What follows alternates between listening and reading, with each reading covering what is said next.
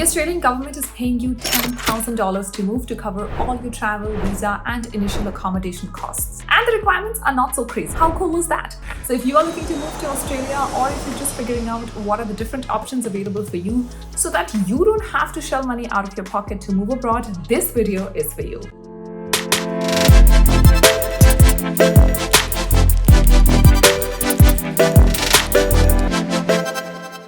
Before we start this video, let's take a quick step back and talk about how did I even come to know about this. Well, first of all, I do know that there are record labor shortages. I have a huge network in Australia. I've done quite a bit of work there myself, and we recently did the Australia Masterclass where we had 3 mentors, 2 of whom moved on a work permit and 1 moved on a PR. And through my network and through all the amazing resources that we've been able to build in Globalogy, I was able to figure out this particular program in Australia, which I got to know through somebody in my network. Of course, the Masterclass did amazing. We already have success stories popping in from the masterclass. I'm going to throw some of them up on the screen here for you to see. Now, here are some cool things that I want you to know about Australia. More than 6,000 companies can sponsor you a visa in Australia, and we have that list updated in our masterclass. Surprisingly, getting a work visa or PR is equally easy in Australia. That's unlike Canada. And lastly, Australia does a cool thing that's only specific to Australia in work visas. This is called the third-party employer.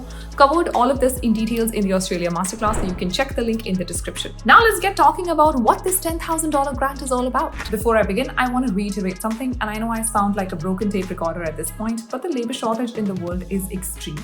We can see this in many steps that many countries across the world are taking, the latest one being Australia, which is offering you $10,000 to move. And no, before you get confused, this is not a program that extends only to people in Australia. It extends to people in and outside of Australia. To understand this better, let's first understand what's going on in Australia. They are experiencing a massive labor shortage where they are missing more than 2 lakh people every quarter.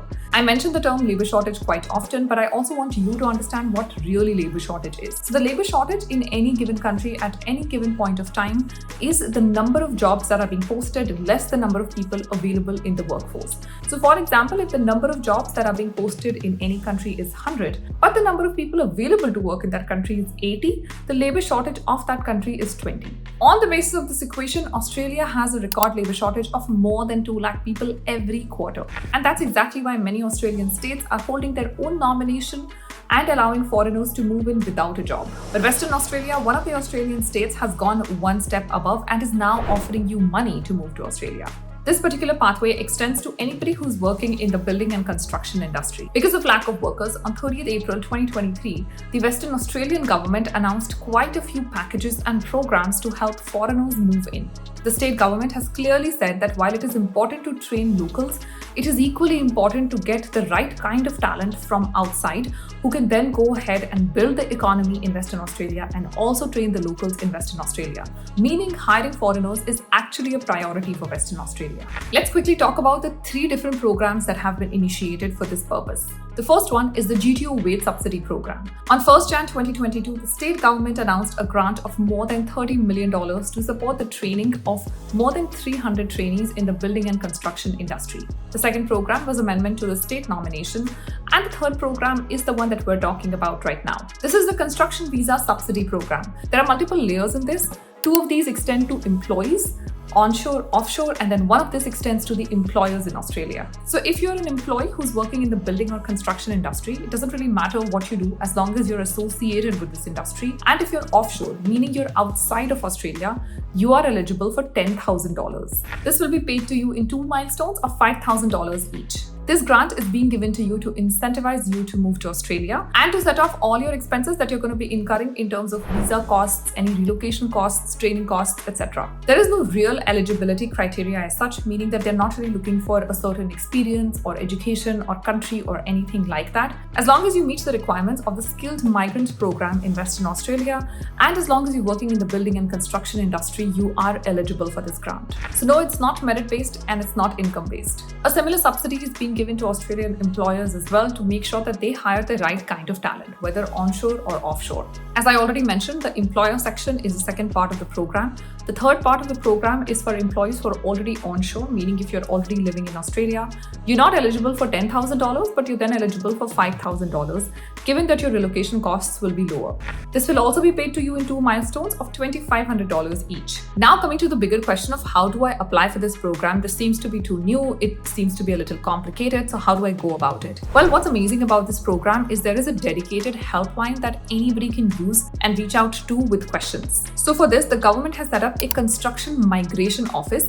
The info of this is on the screen. I'm also leaving all the links that you need to know in the description box. So please make sure you go ahead and check that. You can reach out to them, or you can also reach out to our Australia mentors and you can ask them all your queries. Now, if you're somebody who's not from the building and construction industry, what do? Well, you can still apply for the skilled migrants visa. We've covered this extensively in our Australia masterclass, and I'll leave the link for that in the description box below. So you can apply for your own PR equivalent and you can move there and live there indefinitely. And if you're somebody like me, you just want to move on a job, you don't want to take a risk of leaving a job and then moving and then struggling, then what I recommend you do is use the same tips and tricks that the Australia masterclass mentors have mentioned. 2 of them did move on a work visa and they've given you the exact steps of doing that.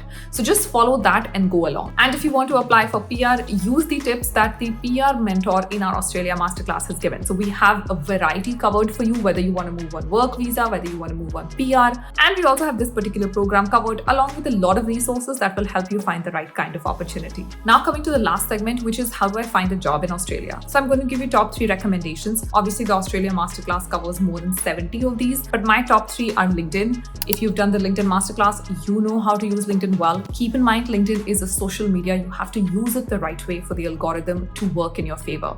That's the first and foremost thing that you have to understand about LinkedIn. Take use of our LinkedIn masterclass if you're confused. The second website that I really like about Australia is the Seek website. I'm going to leave the link on the screen for this.